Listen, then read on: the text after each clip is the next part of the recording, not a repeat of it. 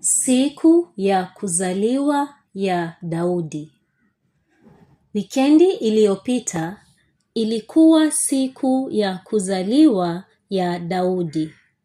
Alikuwa na furaha sana kwa sababu familia yake na marafiki walikuja kusherehekea pamoja naye.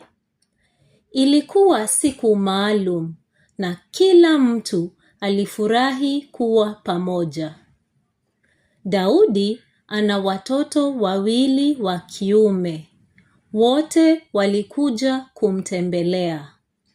Mwana mmoja alisafiri kwa ndege na mwana mwingine alikuja kwa basi.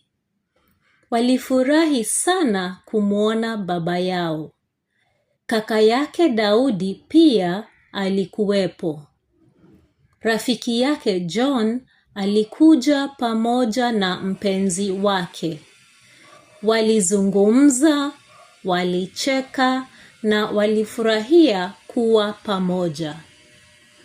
Baadaye, wote walikwenda kwenye bustani kucheza gofu. Walicheza gofu ya mashimo 18. Walitembea kutoka shimo moja hadi lingine.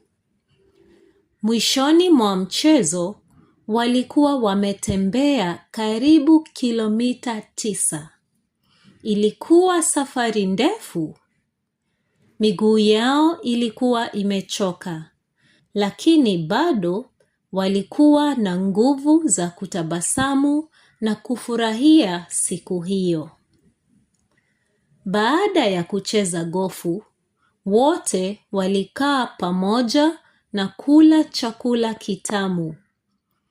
Walizungumza kuhusu mchezo na walicheka sana. Baadaye, walisikiliza muziki. Daudi alipiga gitaa na mke wake alipiga piano.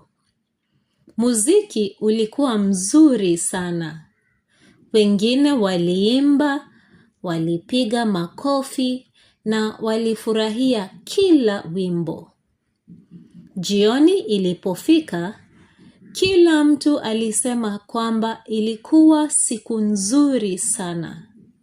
Daudi alifurahi sana kutumia muda pamoja na familia na marafiki zake.